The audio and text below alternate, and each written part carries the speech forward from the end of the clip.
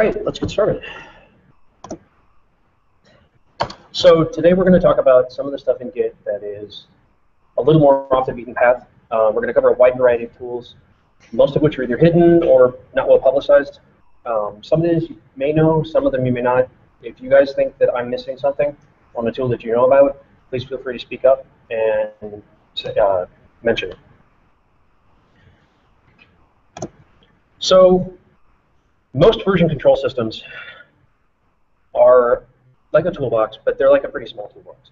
There's usually only one way to solve the problem, maybe two if you're lucky. And sometimes there's not always the tools that you need specifically. You have a tool for a specific problem, sometimes you're left trying to solve the problem with a tool that's not really designed for it. So you can wind up with situations where you're using tools that aren't necessarily ideal for the task. Git, on the other hand, is a little more like a workshop. There's usually at least two ways to solve every problem. Most of the time when I'm coming up with solutions, I'm hitting three in the first 5 minutes of thinking about it. There's also a lot of other tools involved. Some of them are actually fairly hidden, but they're very powerful. And they solve specific and unique problems in very powerful ways. So that's what we'll be talking about today. But the first thing I wanted to mention is rebasing in SourceTree. So let's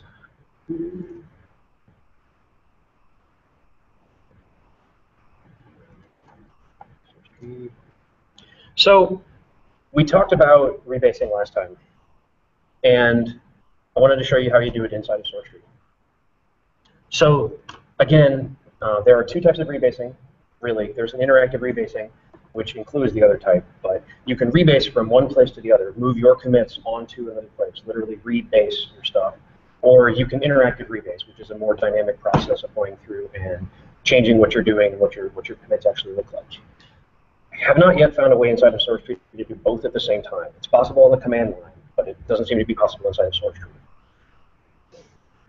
You can rebase things by right-clicking and using the rebase, as in what you're rebasing onto. But for rebasing interactively, you pick the commit above what you're looking for and then do rebase children interactively. And that will actually pop up this neat dialog. Apologize for that not probably being readable to the people in the back, but I can't find a way to increase the file size in SourceTree either. So this, though, is actually fairly neat. You can take it and you can just drag commits around, so it's dynamic. If you remember from last presentation, these are this is the same tree we actually rebased last time. So we're going to make the same changes. So we had these two commits that needed to be squashed together, and you can do that just by clicking and dragging and then dropping, which is actually pretty neat. It will only use the squash command. It won't use the fix-up command, which, to remind you, fix-up discards the commit message from the other one, and squash incorporates them both together. So it's kind of weird because SourceTree uses its bottom-up, where the initial commits are at the bottom, as opposed to when you rebase inside of Git. Git proper, which is going to show you the most recent commit at the bottom instead of the initial commit. So SourceTree is a bit weird because it picks up the commit message from the commit on the top, which seems wrong to me, but that's the way the tool does it. So most of the time, it seems like if you're going to have to do it, you can double-click and edit the commit message that way. So we had this other one that needed squashed. Just edit that commit message. If you remember, this commit had a thing in it that we wanted to amend, and this commit actually needed the commit message change as well.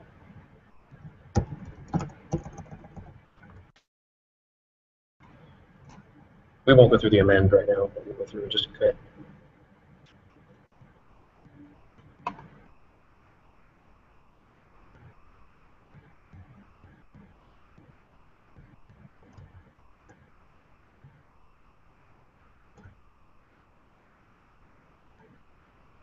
And it's always completely successful. So now you can see that we've got the right stuff in there. So SourceTree, as far as rebasing goes, seems like it's a little more cantankerous. It doesn't have a way to, in Git rebase, if you're actually rebasing something, and you encounter a conflict, It will stop, let you amend that conflict, and then move on. SourceTree just does not give a crap. It will promptly tell you, hey, there's a problem. It won't actually roll it back yet, but it won't let you actually do anything with it. You can't get rebase continue. You can't get rebase support. The only way you can do that is just by exiting out of the dialog that it gives you. That means that if you run into a problem, you have to go over to the command line to actually go fix it, or give up on trying to rebase, basically. I'm not sure if that's just because rebase support is kind of a second citizen inside of SourceTree. It really seems to be oriented toward the Git side of things, or not. But if you guys know of a tool or find a tool that handles that better, I would be extremely interested in it.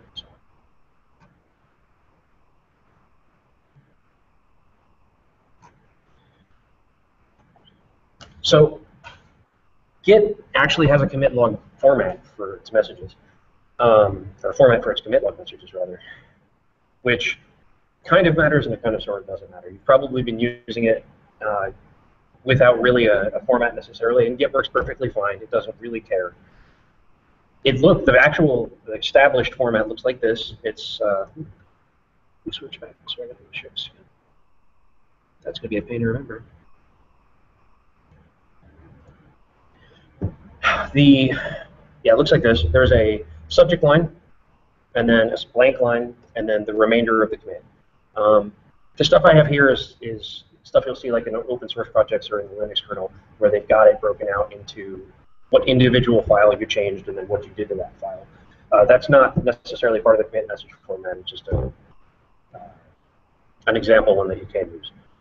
So why would you use that? Well, rebasing is handy because if you start squashing and you care about those commit messages, blocking it out like this makes it commit message actually look like a commit, like an individual block inside of the squashed commits. Beyond that, some Git tools expect it. You guys have seen me using git log one line, which prints out the subject, or it happens to print out the first line if you only have one line. Git short log does much the same thing. The other tools that care about it are git format patch, and then git am and apply mbox, which are the same thing. Format patch actually will take a bunch of patches, commits that you've made, pull them out as emails, format them as dis, and then email them to someone, which is a workflow that they use on the Linux kernel. I don't know if they still do. They do? Okay. Instead of trying to go through something like Bitbucket or Stash, they literally share things through email. And then am and apply mbox do the opposite side of things. They'll take those commits from the email and then apply them to your local tree. One of the other cool things you can do is hunk and line adding. This way.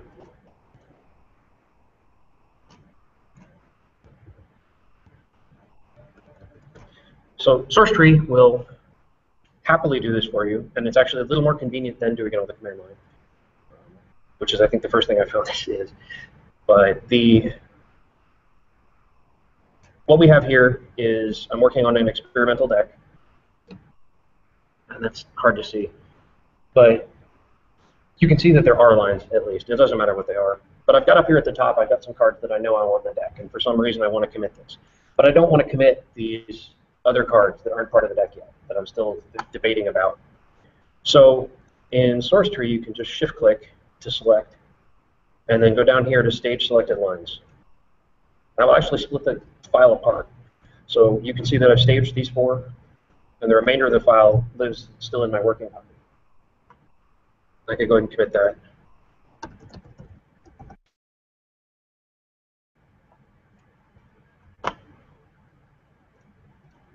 And like you'd expect, you can see the commit isolated, and the rest of it's still floating around in my uncommitted changes.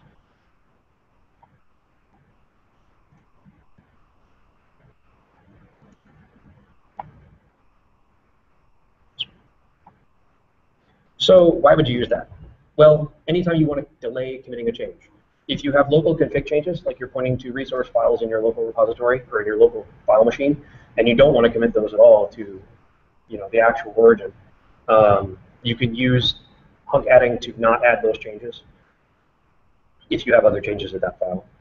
If you're working on a merge rebase conflict and you've got something that you want to keep around without necessarily committing it, you can use this too to split that off from the other stuff that you need to keep committed.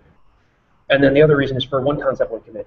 If you've been working for half a day and you come back to the file and realize you've made 2 changes to it that really should be in separate commits, this is how you get them split apart without having to copy paste out of the file. You know, revert your change, make the commit then, and then copy paste your change back in. Git does have blame functionality if you haven't encountered it. It exists on the command line, but it's usually generally easier inside of a editor. But you can see that it shows you the commit that it came in from. The caret on the commit, if you can see that, means it came from the initial commit.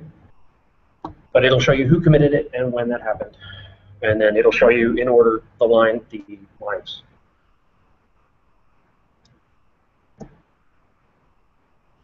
I think that's it for boring stuff. We're going to talk about something really cool now, which is Git-Bisect.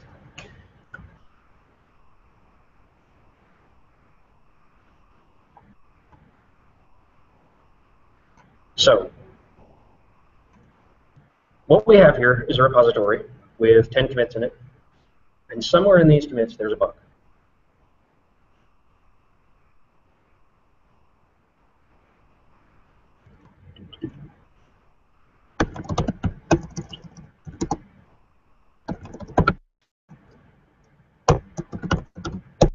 So these are just lines from a song, committed one line at a time, except that we pretty clearly have a problem here, because that's not a line from the song. It's a bug. So we want to find out when that happened. And that's what Git-Bisect can do for us. So you start by just telling it we're going to do some bisecting.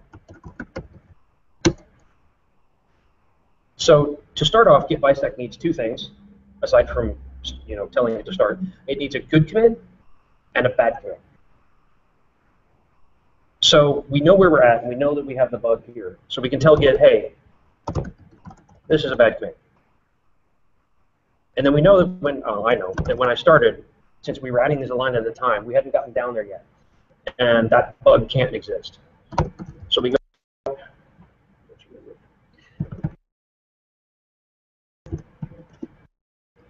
That commit, which happens to be A, the first one. Well, if you look at it, there's no problem here. Tell it, hey, that's a good commit. So Git-Bisect starts a binary search, which is really important if you have a whole bunch of commits you're trying to bisect through. So in this case, we're in E, which is halfway through. And if we want to, you can just look. It doesn't look like it's here. So that's a good commit. Let's move just up to G. But that one has the problem. Now we're at F, which also has the problem. At this point, Git knows enough to figure it out. We've narrowed down exactly where the actual commit entered, the bad commit entered. So this is the first bad commit it's showing us. It happens to be the one we checked out. That's not always the case. Or it happens to be the one that's currently checked out, rather. And that's not always the case. If you have an odd number of things you're bisecting in, or if you're bisecting across branches, Git doesn't necessarily wind up at the exact same place. So you can check that out if you want. But you can also show it. So we're just going to show head. And look, there's the commit. So it's showing us exactly what happened and what was wrong, what the diff was. So at the end of Git-Bisect, you can and this will show you basically the path that you and Git took through the code together and what you told it at each point in time. If you happen to tell it something wrong, like you flag a commit as bad and it was actually good, or vice versa, you don't necessarily have to redo everything, because log n of 300 commits can still be quite big. So what you can do is save this off to a file, and then delete up to the point where, or delete from the bottom up to the point where you have your the bad one, and then delete the bad one, and then you can use Git replay to actually repeat that process. And use Git-Bisect replay, and then you pass it the file name, and that will replay up to that point, and then go, okay, now we're back where we screwed up before, so let's do this right. You can, at that point, if you're finished with Git, you can tell Git-Bisect to stop. reset, and that will check you back out to the branch you were working on. So the other cool thing about Git-Bisect is it's actually programmatic. Like, that may look like a pain.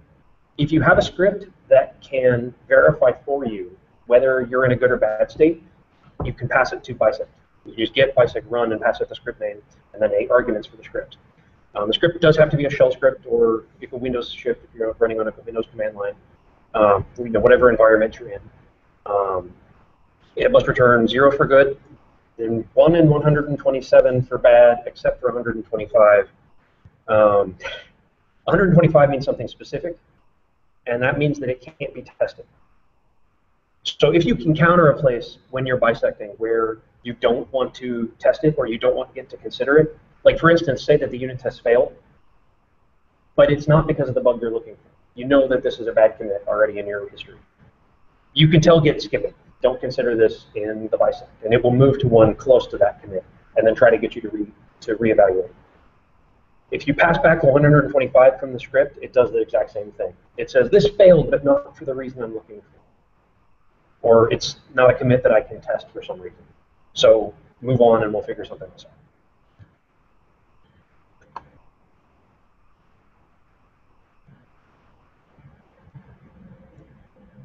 So why would you use Bisect? Well, to find what commit introduced a bug. That's really the main reason. You can do that for a couple different reasons. If you want to know what releases need to be patched, that's an important one. If you want to know how far back this bug has actually existed, so you can go ahead and say, oh, well, at this point now, I need to go patch releases 1.1 and 1.2, and and my current develop branch. For looking at surrounding commits for context, because you want to know, if you know where the bug was introduced, you know what was happening at that point in time, and any likely mistakes that people were making. And then the other reason is really to shame the responsible dev, and that's the most important reason, because they should have known. No.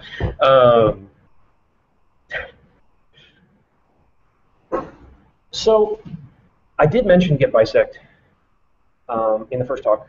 I didn't show an example of it, but I mentioned it offhand in the context of bisect and merges, and when I was talking about merge workflows. Git-Bisect does handle merges fine. One exception, which we'll talk about. But I wanted to show an example of that, because it's actually fairly cool. Back to SourceTree. So what we have here is a tree that looks roughly like the other one. It's the same file we're still working on. But we've got a branch here that we branched out and merged back in.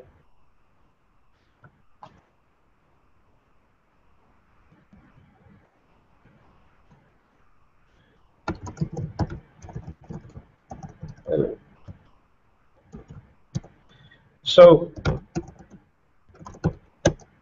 now we've got more lines, but we have another problem. So we need to find out where that came in.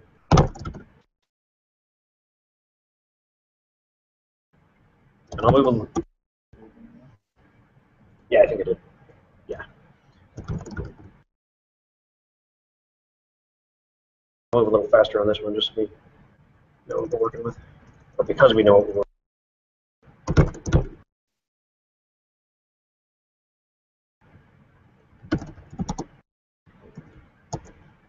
That one's fine.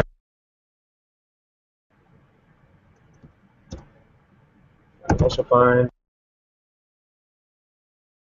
Move this into the top half, and now J is the commit right before the merge commit. I'd show you in SourceTree, but it's a pain to switch between them. So if you remember from the graph, L is actually in the branch. So Git has narrowed it down at this point. It says, I know that this problem came in at this merge commit. So we're going to go over on the branch and figure out where that came from.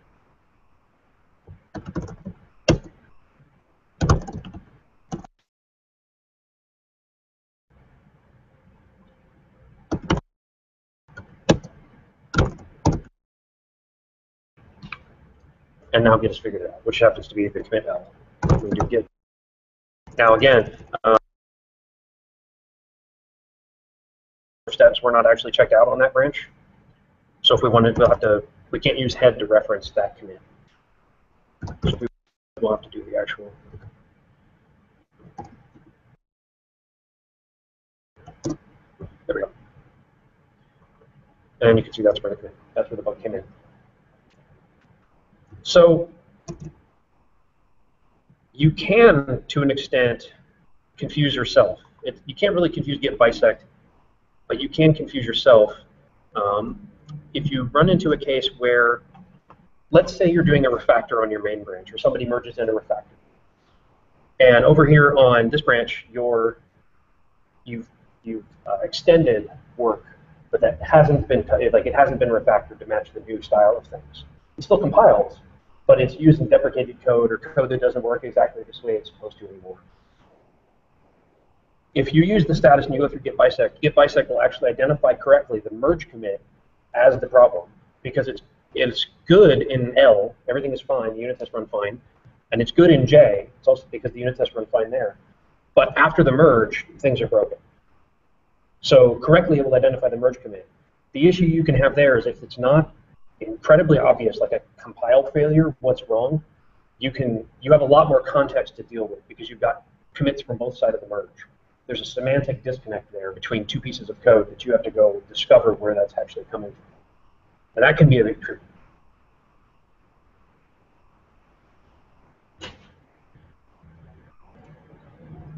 Let's go through this and stuff.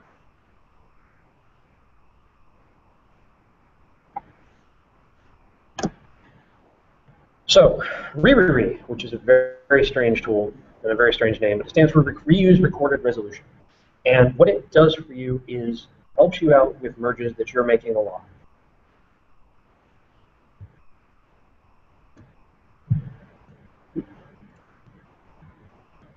Come on. No. Actually, I would love if it were true, but I can't. Okay.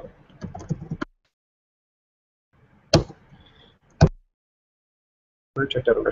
Okay, so we have here a command line, and we've got a commit that we've added here. I'm going to source through this.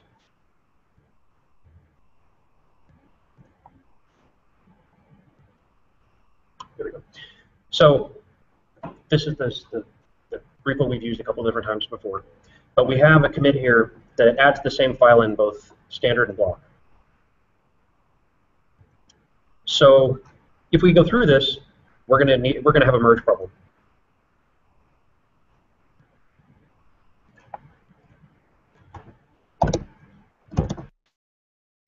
That we're on standard, so we're going to merge block into this. When that happens, you can see actually there's some different lines here. I've turned on the re flag, which Git starts talking back and forth with the re. It's actually a separate tool you can run manually, but it's integrated with the merge commits and with add. It's integrated in a couple of ways I'll show you. So what it's doing here is it says, I've got a conflict, I'm going to go check re. And re comes back with, I don't have anything.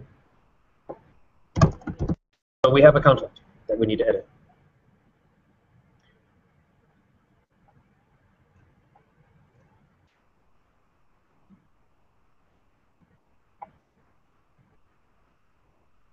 So we'll look at my working copy.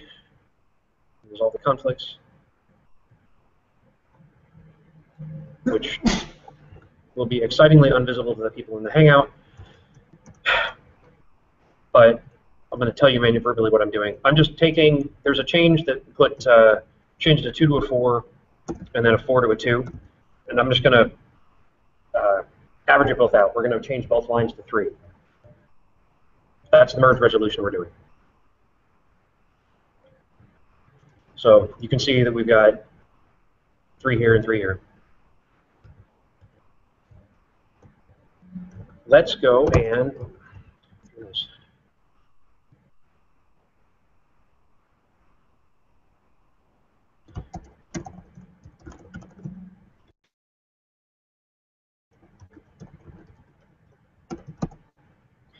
you'll note that Git actually told us it recorded that resolution, which is pretty cool. So we've got this merged now. Let's say we're going to roll it back. Commit. And then we're going to repeat the process. we rolled back the commit because we didn't want it. Now we're a couple commits down the way. We're going to remake this merge.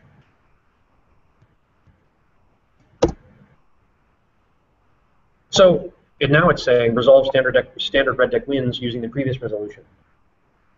If we do a git diff, well, it shows us everything. But you can see here that that's right. You can see that the on both cases, it's showing a 3. So Git remembered how we solved that, or excuse me, remembered how we solved that resolution, and it's already applied it for us. It hasn't added it to the index. It hasn't flagged it as having been completely merged. It still goes, oh, here, I'm going to help you, but you get to verify whether that's correct or not. So if we think that's correct, we can add it and go through through the add and then commit the process or commit it like we would normally.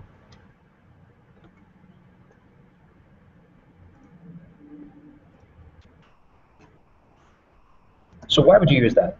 Well, it's a very special use tool, but it's useful anywhere you have repeated merges.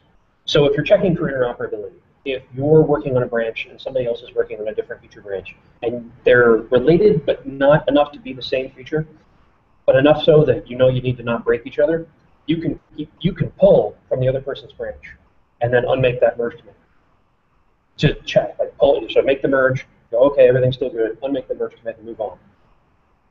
If you have re turned on, it will remember all of those conflict resolutions. It means that you only have to handle new conflicts every time you do this. Re is also not file specific, it's just patch specific. So if you're making the same patch across multiple different hotfixes or branches, re can help you out there if you're making the same conflict resolution. I read a thing this morning that was actually really cool. There's a team who was doing a heavy merge-based workflow in Git. They actually had a Git hook where every time anybody made a re resolution save, it pulled it out of their Git folder, put it in another repo, and committed it and pushed it. So they were literally sharing all of these resolutions with their entire team, so that the resolutions that their team could share. Oh, well, I know how to resolve that problem if you guys ever have it, which is pretty cool.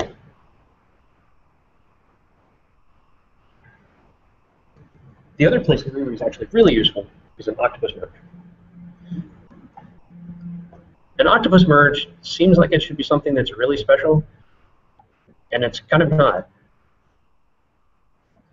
It does sound really cool, but it's pretty.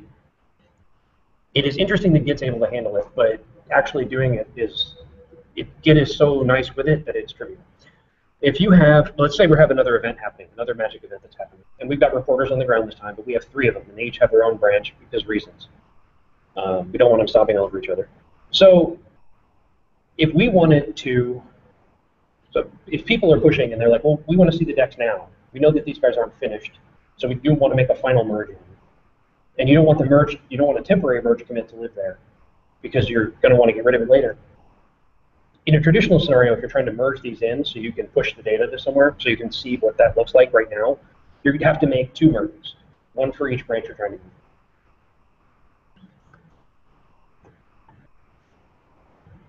I don't know a way to do this in SourceTree, but it is available on the command line.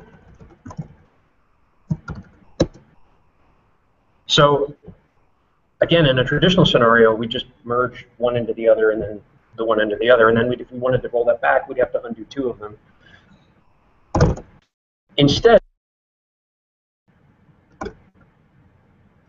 well, let me show you we're on reporter 1.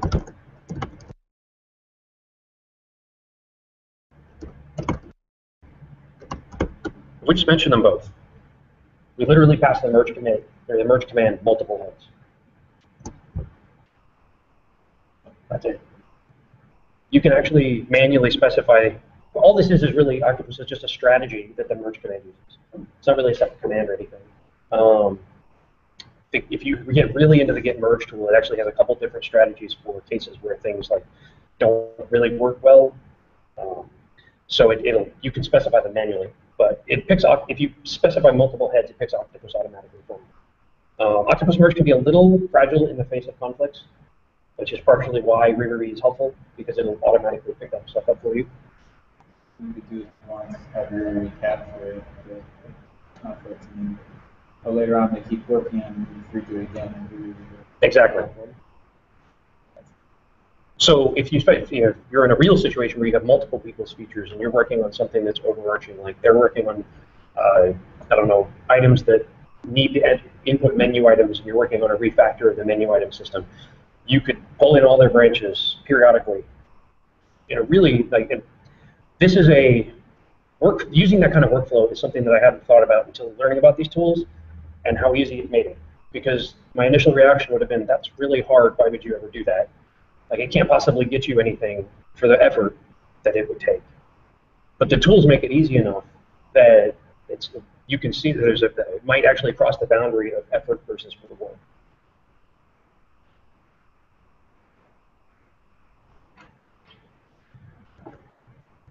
So speaking of commits, I guess I should finish up the slide. Yeah, this is the stuff I was talking about. You might want to do for a mid-sprint demo if you need to make a quick one for a customer. You don't want to merge in all these feature branches necessarily, but you want to roll them. You want to merge them temporarily and have an easy way to get rid of it. Like I was talking about, you can use it for checking for interoperability. It's also a cleaner merge of multiple feature branches. If you're working on a project with multiple feature branches, at the end of a sprint, you could merge them all in as one Octopus commit, theoretically, instead of cluttering it up with multiple merge commits. Commit ranges. This is something I wanted to be part of the first talk because it's not really a tool, it's just a way that Git allows you to express things about commits, but I didn't have time for it, so it fell in here.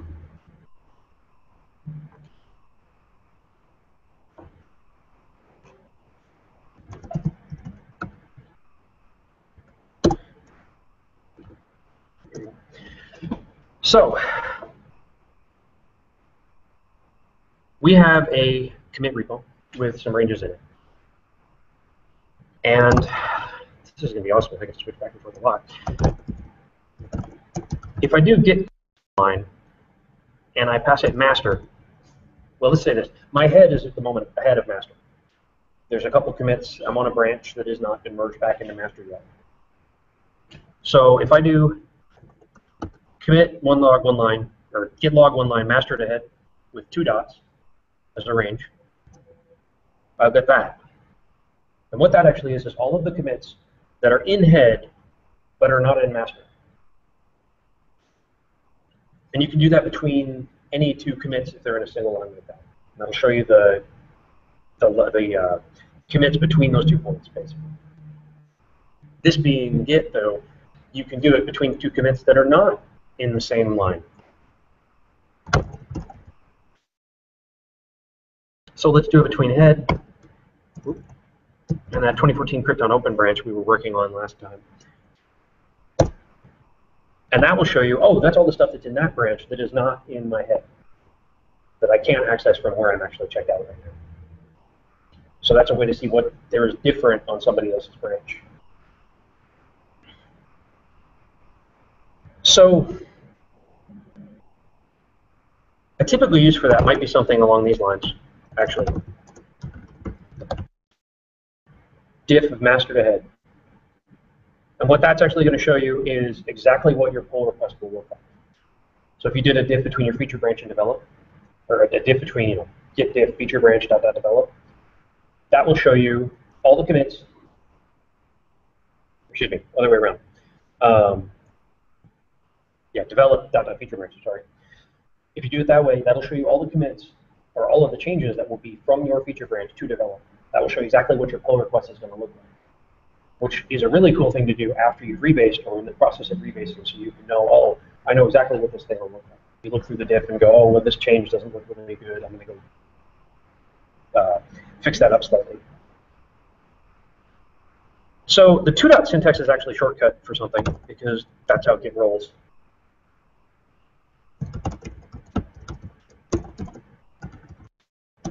So master.head is actually a shortcut for head, master. And what that is telling you is head, everything that's accessible from head, but not master. So we talked last time about branches and how they're really just pointers to tags, right? To the graph of the history below it. What this is actually doing is saying, hey, from this point, I want you to show me everything I can access, everything that is part of my graph. But don't show me anything that is part of this guy's graph. So if this graph, if the other graph contains this graph, then it will show you everything from this point through that point. So that again is actually shorthand. I don't know why this syntax exists or why you'd ever use it, but it's the same thing. So why use this over two-dot syntax? Well, you'd use this because you can specify more than two things.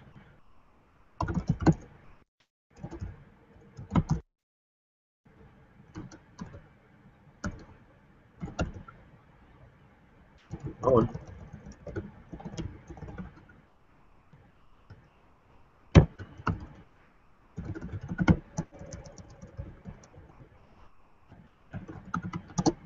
So what that is actually showing us is all of the things that are in the MTG 2014 block and in the Krypton open block, or branch, excuse me, but are not in 2014 standard.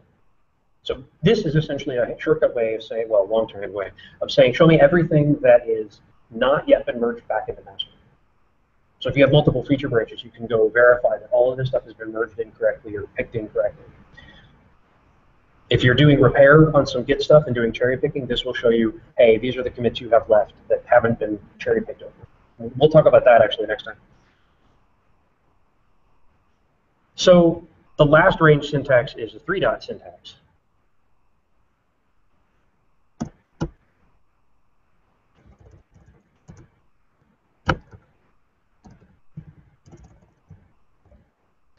So what this is going to do is, well, you'll note first that it doesn't show us this commit.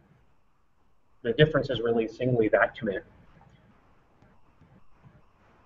So I'm going to switch over to SourceTree for a second because it makes this easier to explain. So here's our ranges repo. This is the commit that's not showing up. So what three-dot syntax does is it actually says, I want you to show me everything that is accessible from this place or this place, everything that's part of those branches, except things that are in both. So it's a great way to show what is different between two branches.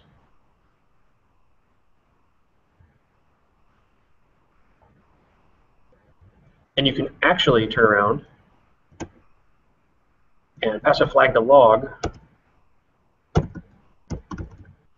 left, right, and that will actually show you little arrows on the left-hand side there that show you which branch that commit belongs to. So if you want to see what's different between two specific branches, you can. This is the perfect way to do it because it'll show you exactly what commits are different and where they're coming from on the other side. SourceTree will of course work for this. If those two branches are next to each other and you can keep them, like if they're not aligned next to each other, they're in two entirely different places. Sometimes it's really hard to see that.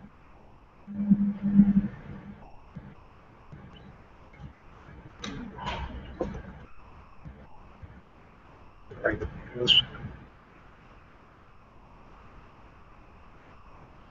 So why would you use those? One of the reasons is, like I showed you, seeing what your branch looks like before you do a merge or a rebase, seeing what your pull request is going to look like. Verifying remote content before a pull. We're going to talk about remotes in the next section. And what you can do is actually, there's a way to show what it will look like applied to your local repo, like what the diff will be to your local repo, instead of just pulling automatically. The other reason is that when you start getting into that really weird syntax, you can do some pretty crazy complex comparisons for commit topologies. You can say, I don't want to see stuff in master, but I want to see stuff that's in hotfix and in release, or hotfix and in release. I want to see things that's in these two hotfix branches, but not in this master branch, and then not in this other random commit that I don't care about. That can be useful if you're trying to build patches to reconstruct things from one place to the other, like again, as a kind of a reconstructive thing inside of Git. You're probably not going to use that not going to heavily use that in a real scenario, but there are lots of ways for Git to tell you what's different, what the log is between two places. Again, because it's just a commit topology, it can tell you what the difference is between any two sets of diffs. So when you make a remote branch in Git, or when there is a remote branch. There's actually 3 of them. And some of you guys may have figured this out already just by using the tool and figuring out what's happening. But from left to right, you have a remote branch. And that guy lives somewhere else. He's either on a cloud somewhere, or he's on a different server, or he could be on your other machine. It's somewhere else in your file system. But it's a different repository. It's a foreign repository, basically, or a remote repository, I guess correctly. When you add a repository as a remote, and then you do a fetch, you get a remote tracking branch. You get a whole bunch of remote tracking branches usually. Remote tracking branches are local branches. They exist in your local Git repo, but they are the same as the remote branch.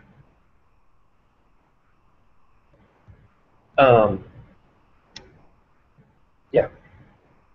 So when you actually check out one of these guys, you can't check one out directly. It's really like Git won't let you.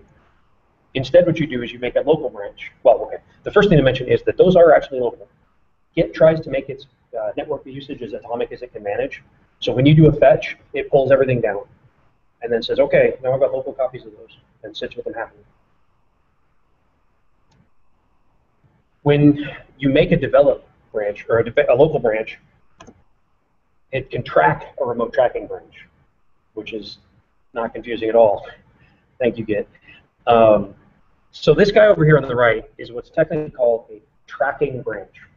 It is a branch that is tracking another branch. If you've used SourceTree and cloned down, or used SourceTree, or if you've seen on the command line even, from a clone repository, it'll tell you you're 2 commits ahead and or 7 commits behind. That's happening because you've got a tracking branch. It's basically it's telling you the difference between origin develop, your local remote tracking branch, and your tracking branch. Because this branch is tracking this one. Because they just, I don't know why they couldn't come up with a better word for it, but that's the terminology that they use. Generally, it's easier to just call this is your local branch, and this is the tracking branch, the remote tracking. So let's say that you've got, this is the state that it was. You see everything's pointing to the same commit, and it is the same commit because Git hashes are the same across multiple machines. Now somebody goes and pushes something to your remote branch. You've got one commit, a new head. So what happens now after you do a git fetch? That's what happens. Your tracking branch, your remote tracking branch, has updated its head to point to the new commit. But your local branch hasn't. So git fetch is a good way to go, okay, update me, but don't change anything that's locally on site, anything that I actually would have changes to. At this point, you can then go ahead and do a merge, or alternately, you can just start by doing a git pull. After a pull, it actually updates your local stuff, or after the merge. If in this case, it'd be a fast pull. So the reasoning behind maybe not doing a pull, and then this is one of those not quite flame wars, but one of those workflow differences that people have. Some people really like pull because it changes everything locally immediately. Some people really like to do fetch and then check what their local branch looks like against that remote tracking branch using the range stuff we've just looked at. If you do that, you can go, oh, now I know exactly what this is going to do to my local repository. Maybe I don't want to let this in. And this is something Linus does manually for Linux, which is just insane, because he manages his kernel. So, but if you're extremely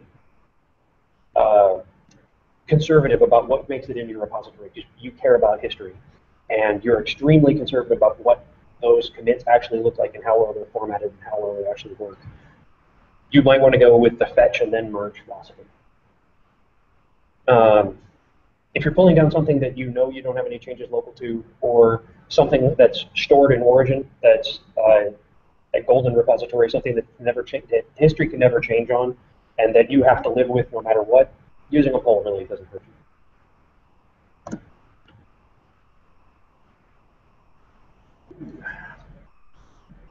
So you can actually work with remotes manually.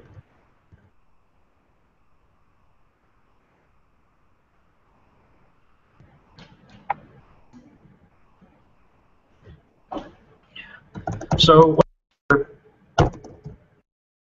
a completely empty Git repository, and one that is the standard repository that we're used to looking at.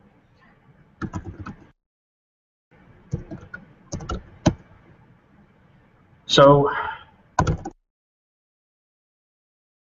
you can see that we've got all of these branches, the master, the MTG legacy, and the standard. We can manually add a remote by doing,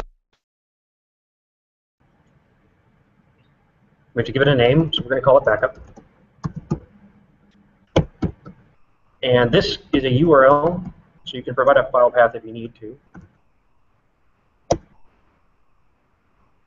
And what this has actually done, it's added us a remote that we call backup. Verbose, it will actually show us what the push and what the fetch is for that remote. You can make those different.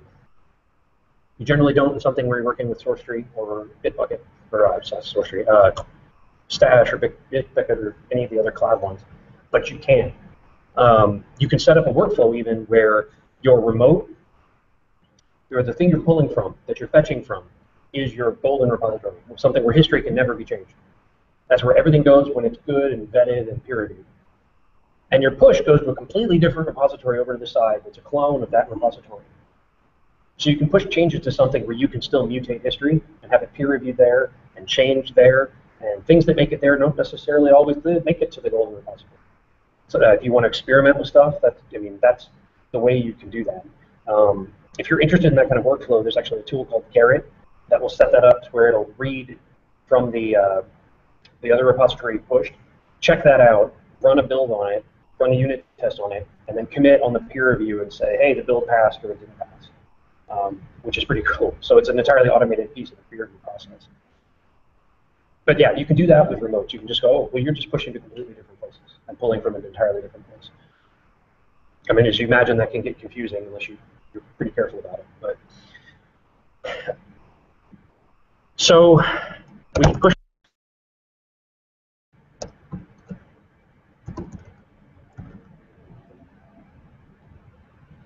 Make sure nobody's running.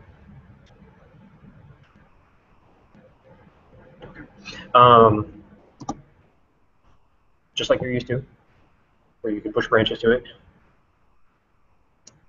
If we try and push master, something interesting will happen. So when I created that remote repo, I just made a folder and then I went into it and did git init. If I try pushing my local master there, Git will flip out. I think this is the only thing I found that Git will not let you force override. Like, from the pushing side, you can't make it do this. It will. What's happening here is that the remote repo, the one that was blank and empty, had master checked out just because by default there's a master branch and it's pointing to nowhere. It's automatically checked out. So what it's telling you here is I won't push this branch because the person on the receiving end has that branch checked out already. And generally, if they're working on it, that's going to make their life really hard because you've changed history on them, and suddenly they've got a lot of problems. You can, from the receiving repo, you can set this up to say, yeah, let people push to me, whatever. I don't recommend doing that unless you're setting up something really experimental. But from the push side, you can't do this. So if what you want to do is, for instance, have a local Git repo on an external drive in case of drive failure, you can use the mirror functionality. You just, from here, one of these, git clone.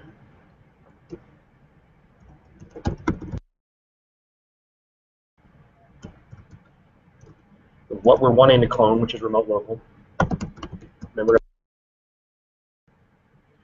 so you can see that it says cloning into bare repository.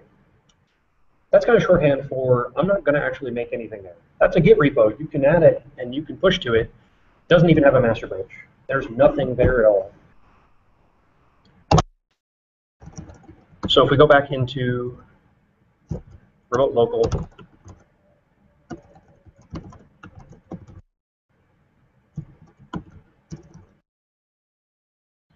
add that as a mirror, we can, well, first off, I wanted to show you. We look at the branches available, or we can do git branch, same thing. That'll show us remote branches. So you can see that it's red, it's remote's backup. So it's telling me this is a remote branch off the backup remote. So if you do this in yours, you'll see remote's origin most likely for most of them. So from here, we can actually push. If we use the mirror flag on push to our mirror repository, what I would actually do is say everything.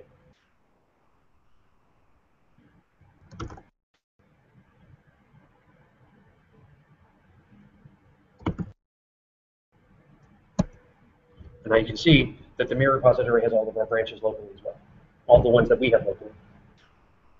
So this is, like I said, a really handy way to go and push something. Like if you have an external drive, you want to care about drive failure, or you're backing up something for purposes of archiving, this is a great way to do it without necessarily copying over all the files manually. What about, I don't have an external drive, I just want to use like a private Bitbucket. Yeah, you can use this. So is you it can best to use mirror, or is it best to just add a remote? It depends on who's going to be touching it. If it's going, yeah, if it's just you, and what mirror does is it actually overrides all the, okay, let me. I guess the thing, I often want to push just so that if my. Yeah. It will, no, it'll be functionally fine, but there's a workflow issue to consider there. So we talked about this, right, where you've got the 3 different branches. What git push mirror does is it says, oh, well, first a quick thing. If you push something to your local over here, you make a commit. Your origin develop actually gets updated as well. So your local version of that branch is advancing along with your remote tracking branch. What git push mirror does is it says, I don't care what the other side thinks this looks like. Make all of the remote tracking branches, all of the branches over there look like my remote tracking branches. So that will override other people's changes. If you have multiple people pushing to a repo, you never want to use mirror because it will blow away their stuff. But in the case you're talking about, yeah, it's perfectly, if you have a private repo and you're the only one that's going to touch it for backup purposes, that's a perfect way to do it. And that will just send my entire, basically send my entire repo up. Yes. Everything that normally would get transmitted, which would be non-lightweight tags, branches, commits, a couple other things.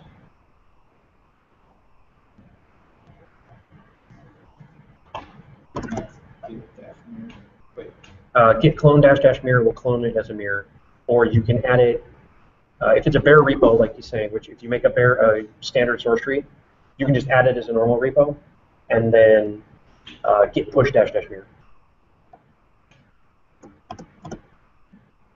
So config. Lots of Git commands are actually kind of configurable. The defaults are usually pretty sane, so you almost never have to touch this. The case you probably have or might have is where you actually have to set your username and email so that it shows it correctly in commit messages. If you cloned off of SourceTree, or excuse me, off of Bitbucket or Stash, sometimes those will get set for you, depending on what the repo is and what it looks like. But you can actually start to tailor Git a lot to your workflow, especially on the command line, if you start diving into some of these config options. And there's a lot of them. We're not going to go into it here. I just wanted to let everybody know that this exists and it's a thing you can do. -- global will set it for all of your stuff, for all of your repos, but you can set config stuff individually for a repo. So like if you're working on one and you want to turn re on, you can do that for just that repo, and not all of them that you need it. So why would you do that? Yeah.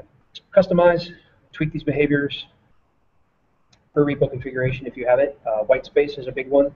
There's a line ending options inside of Git that can get really hairy if you try and change it. Yes. But that's what Git-Config is for. It's basically for changing that kind of stuff at the lowest level of Git. Another thing is, if you're using the command line, things like specifying your diff tool or specifying what your editor is, that's all stuff you do with Git. So we've got some further reading. If you were interested in the commit message conventions, there's a bit more about it on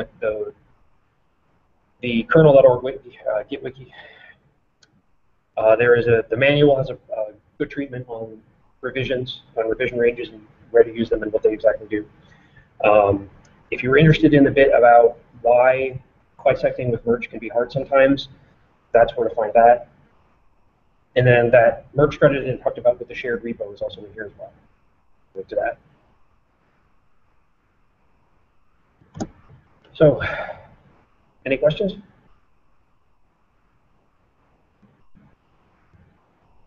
Anybody have a hangar?